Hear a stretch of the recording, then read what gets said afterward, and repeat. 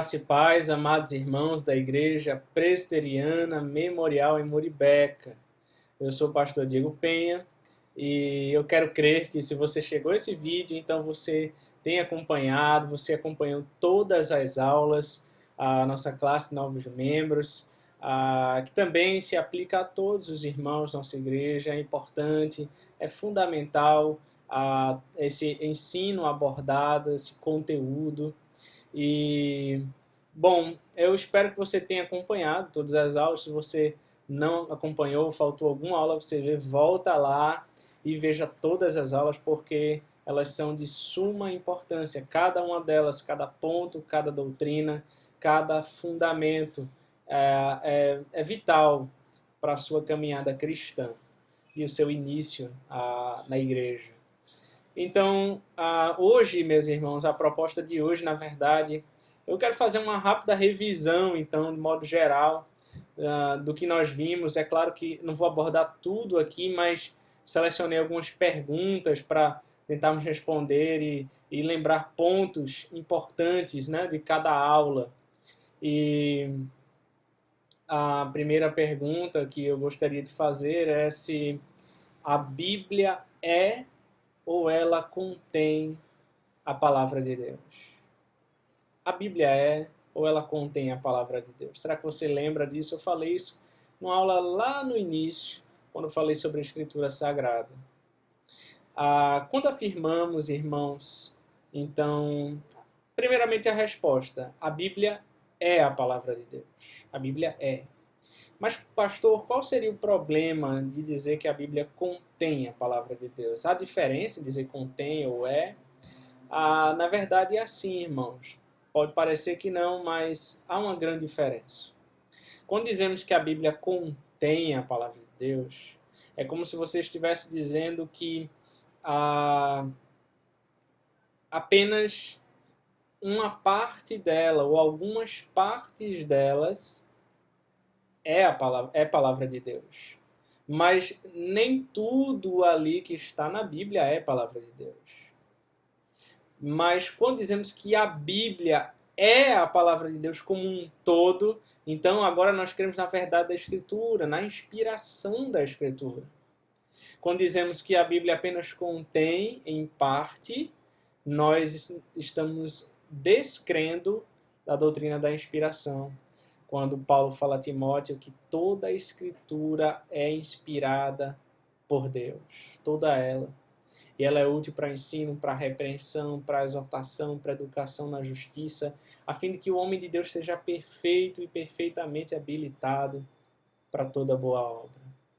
Então a Bíblia é a palavra de Deus, é a nossa única regra de fé e prática, ela é infalível, ela é inerrante, ela é suficiente, ela é autoritativa.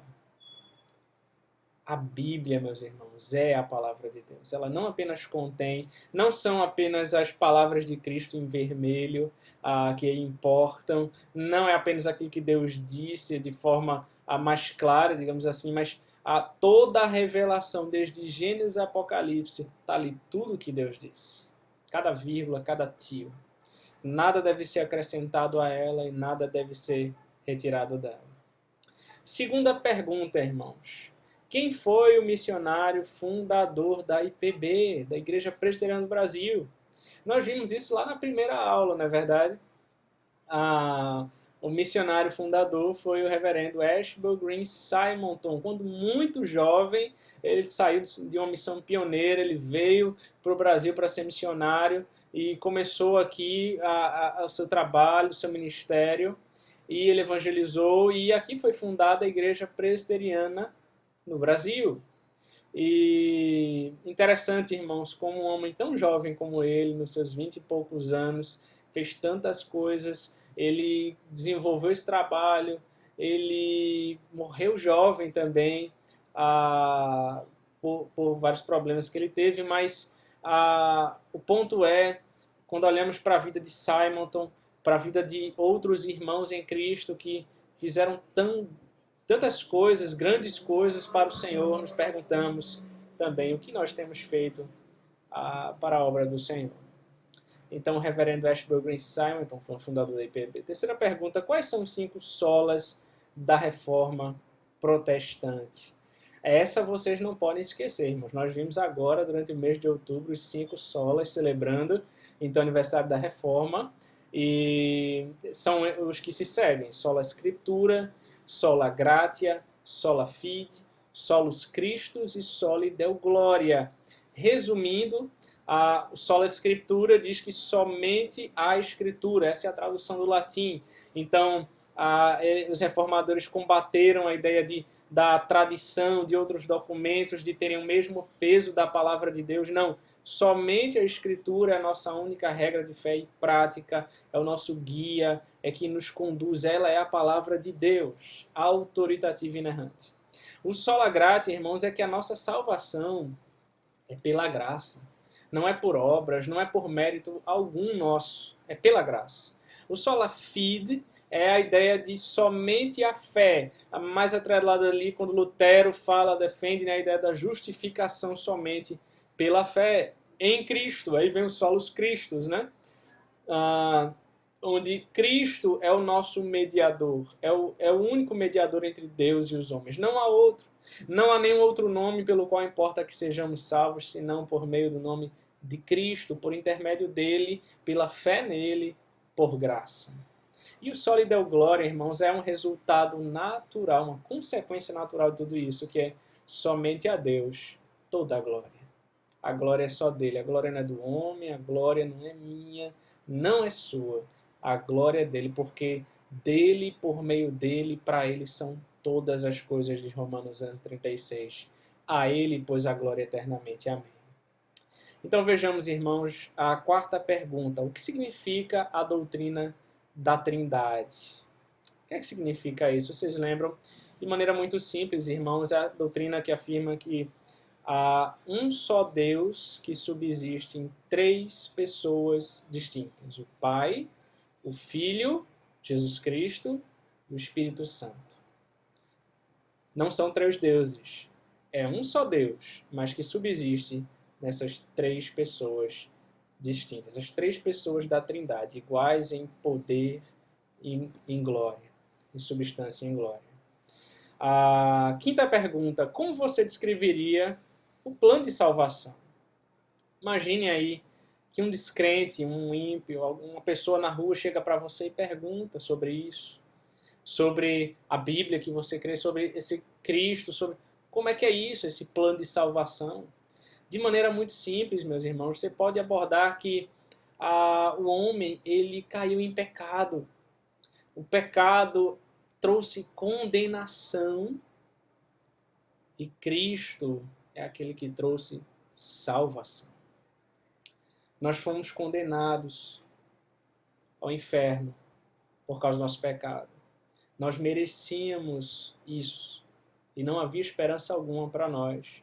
Mas Deus, em sua graça e pelo seu grande amor com que nos amou, Ele enviou Jesus Cristo, o nosso Senhor e Salvador, para nos livrar da morte eterna e para nos dar a vida eterna, para todo aquele que crer nele. Sexta pergunta, irmãos. Quais são as 3 marcas de uma igreja verdadeira? Eu falei sobre isso na aula sobre igreja. Espero que você tenha lembrado. As 3 marcas, então, irmãos, são a pregação, os sacramentos e a disciplina. Os reformadores acreditavam nisso. Uma igreja verdadeira ela tem que ter essas 3 marcas. Ela tem que pregar as escrituras com fidelidade. Então, pregação com fidelidade. A correta administração dos sacramentos. Nós vamos ver algumas perguntas abaixo. Que são esses sacramentos, né? Quais são os sacramentos? Como é que isso ocorre? A batismo e a Santa Ceia, já adiantando, para a resposta não ficar vaga. E o terceiro, a marca é a disciplina, a aplicação da disciplina eclesiástica, que tem tanto se perdido em nossos dias hoje, que é tão importante para preservar a pureza e a doutrina da igreja, irmãos. Então são esses 3, a pregação, os sacramentos e a disciplina. A 7ª pergunta: quais são as 4 palavras gregas que definem uma igreja? Quais são as 4 palavras gregas que definem uma igreja. Ah, talvez você não lembre, é uma pergunta talvez um pouco mais difícil de lembrar, né? Mas tá no último slide, eu acredito, lá da aula sobre igreja também. Eu falei sobre isso, as 4 palavras gregas que definem a igreja, elas são extraídas, na verdade, de Atos, capítulo 2, quando vai falar sobre a igreja primitiva, né, a vida da igreja, e elas são exatamente essas: querigma, koinonia, diaconia e martiria. Eu quero destacar isso, essas 4 palavras gregas, porque elas são importantes, irmãos. A querigma significa proclamação. A igreja, ela precisa proclamar verbalmente a palavra de Deus, o Evangelho, Jesus Cristo. Koinonia é a segunda palavra grega. Significa comunhão. A igreja ela tem essa comunhão, isso é natural, uma vez que fomos unidos em Cristo, onde Ele é o cabeça, nós somos o seu corpo, sua igreja. Então a igreja proclama a palavra, a igreja vive em comunhão. Terceira palavra grega, diaconia. A igreja significa serviço. A igreja, ela tem essa função também de servir a comunidade e a fora da comunidade. E também a quarta palavra grega é martiria, né? Significa testemunho. Então a diferença entre o querigma e o martiria é que o querigma é a proclamação no sentido verbal, de falar do evangelho, do reino de Deus. E o martiria, testemunho no sentido de vida, de testemunhar com a vida a respeito de Jesus Cristo. Oitava pergunta, irmãos. Quais são os sacramentos instituídos por Jesus Cristo? Aí voltamos, né, ao que eu já adiantei para vocês quando falei sobre as 3 marcas, né? Os sacramentos, então, são 2. Batismo e a Santa Ceia. Não vai esquecer disso. Você que está ingressando na nossa igreja. Batismo e a Santa Ceia. São os 2 sacramentos instituídos por Jesus Cristo. E eles são um santo sinal e selo da nova aliança, meus irmãos. Você deve lembrar no Antigo Testamento, quando Deus fala com o seu povo para que eles sejam circuncidados, né? Os homens sejam circuncidados, aquilo identificava, então, os distinguia, né? Era exatamente esse sinal lá no Antigo Testamento dessa aliança com Deus, do povo de Deus. E exatamente essa circuncisão, ela aparece agora representada pelo batismo. O batismo com água, né? Que traz essa ideia da lavagem, da purificação. E esse batismo, então, é um sinal visível de uma graça invisível. Você proclama ao mundo, diante da sua igreja, diante dos homens, aquilo que o Espírito de Deus já fez interiormente em você. O novo nascimento, a nova vida que você tem em Cristo e agora ingressando na sua igreja, no seu corpo. Então, a Santa Ceia, meus irmãos, batismo, já falamos, a Santa Ceia, ela vem lá, né, no Antigo Testamento, de Êxodo, capítulo 12, da instituição da Páscoa, aquela ideia das pragas, né, dos primogênitos do Egito, e que a morte viria. E então o povo de Deus é instruído a imolar um cordeiro, e ele tem que ser sem defeito, e o sangue dele precisa ser aspergido sobre os umbrais, né, das portas, e a morte passaria por ali, ela passaria adiante, ela não entraria naquela casa onde o sangue do cordeiro está ali na sua porta. E isso aponta exatamente, meus irmãos, para aquele que viria, Jesus Cristo, Cordeiro de Deus que tira o pecado do mundo, aquele que derramou o seu sangue e que nos livra da morte eterna e que nos dá a vida eterna em nosso Redentor, meus irmãos. Então, a Santa Ceia, todas as vezes que ceamos, né, como igreja, que tomamos do pão e bebemos do cálice, representados pelo corpo e pelo sangue de Cristo, então nós nos lembramos exatamente da obra dele, nós nos lembramos do livramento que ele nos deu, a salvação presente, a graça que nos foi dada e de que ele voltará para buscar a sua igreja. Nós cearemos até a sua vinda, anunciando a morte do Senhor até que ele venha, né? A 9ª pergunta, né? qual o compromisso, então, que você assume com a igreja uma vez membro dela? Qual o compromisso que você assume com a igreja? Você pode pensar em diversas coisas, meus irmãos. Eu gostaria de lembrar apenas alguns pontos, né? Obediência, submissão, manutenção e serviço. A obediência à palavra de Deus, e isso diz respeito à sua vida pessoal e à sua vida pública. Ou seja, você precisa cultivar essa vida devocional, uma vida íntegra diante do Senhor e da sua palavra, obedecendo seus mandamentos. E você precisa realmente, como aquela marca, né, da igreja, a palavra grega, ter esse martiria, esse testemunho, essa vida pública, santa e obediente à palavra de Deus. Esse é um compromisso, primeiro compromisso que você assume, né, com a igreja.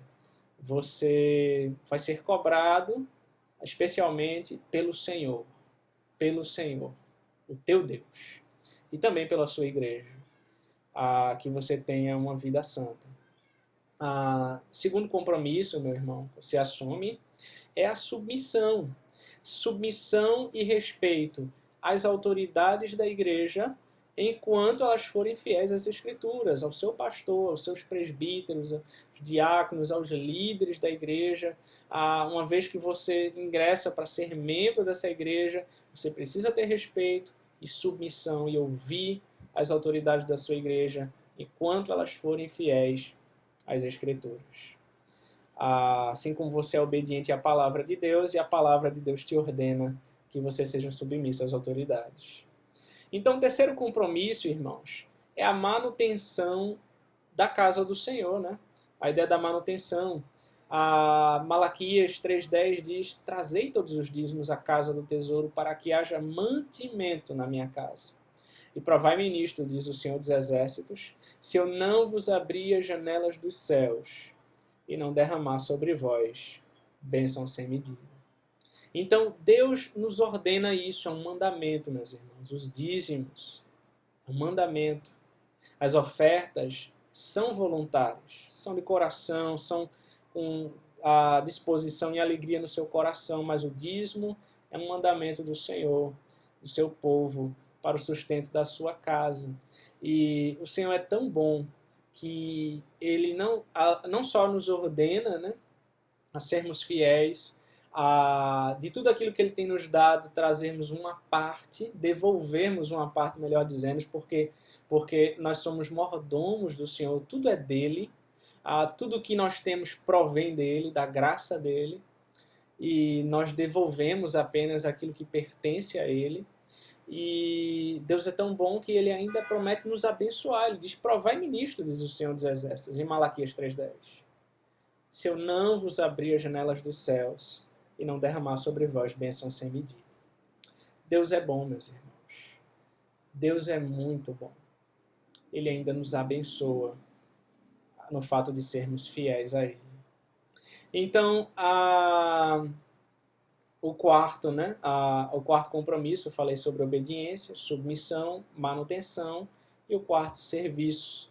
E aqui eu quero dizer sobre disposição em servir e participar das atividades da igreja. Você precisa, você quando se torna membro da igreja, você tem que ter esse compromisso, né? Não só de obediência, de submissão, de manutenção, mas também de se integrar na igreja, de fazer parte de fato, participar das atividades, das assembleias. É muito importante que você desfrute de todos os benefícios que você adquire quando você se torna membro da igreja. A 10ª e última pergunta, irmãos. Quais são os 5 pontos do calvinismo, né? Pergunta importante. Você vai entrar na igreja reformada, igreja presbiteriana, e você precisa saber disso, é a base da nossa fé, né? Se você tem caminhado já nos cursos de doutrina, você está bem arrojado nisso aí, já está bem expert, mas vale a pena revisar. Então, 5 pontos, ou do acróstico em inglês, né, TULIP, traduzindo, os 5 pontos são a depravação total, a eleição incondicional, a expiação limitada, a graça irresistível e a perseverança dos santos. Então você deve se lembrar, primeiro, depravação total, que o homem, ele, uma vez que ele caiu em pecado, veja, e toda a sua descendência agora, desde Adão, né, nasce em pecado, veja, após o pecado de Adão, todos nós nascemos em pecado, todas as áreas, uma vez que o homem cai em pecado, todas as áreas dele, da vida dele, a sua mente, o seu intelecto, seu coração, suas emoções, tudo foi afetado pelo pecado, foi corrompido. Todas as áreas, não há nenhuma área sequer que não tenha sido corrompida pelo pecado. Essa é a ideia da depravação total. É por isso que o homem, ele não vai querer mais saber de Deus por si mesmo, ele não vai escolher Deus, mas Deus precisa fazer algo na vida dele. Porque todas as áreas foram corrompidas pelo pecado, ele está morto espiritualmente. Então a ideia da eleição incondicional é o segundo ponto, né? No calvinismo, da Tulip. A ideia de que, então, Deus elege, né, desde a fundação do mundo, incondicionalmente, ou seja, não dependeu de condição alguma minha, não foi porque eu ou você ia ser bonzinho, e Deus viu que você ia crer. Não, não tem nada a ver com isso, não é por causa de obra alguma. Não, Deus elegeu desde a fundação do mundo, de maneira incondicional, segundo os propósitos dele, segundo o beneplácito da sua vontade. Não foi por causa de coisa alguma que ele viu em mim ou em você. E aí vem então o terceiro ponto, a expiação limitada. Exatamente esses que Deus escolheu desde a fundação do mundo, esses que estavam mortos em seus delitos e pecados, caso da depravação total, né? Então, a expiação limitada é a ideia de que Cristo morreu exatamente por estes que o Pai elegeu desde a fundação do mundo. Ele disse: aqueles que o Pai me deu, eu jamais lançarei fora. Veja, aqueles que o Pai me deu. Não é toda a humanidade, não é todo o mundo inteiro, mas ele morreu pelos seus. A sua obra foi para estes, na cruz do Calvário. Aqueles que o Pai elegeu e que os deu para ele. Então, a ideia da expiação limitada é exatamente isso. Ela é limitada aos que o Pai elegeu. Quarto ponto, então, a graça irresistível.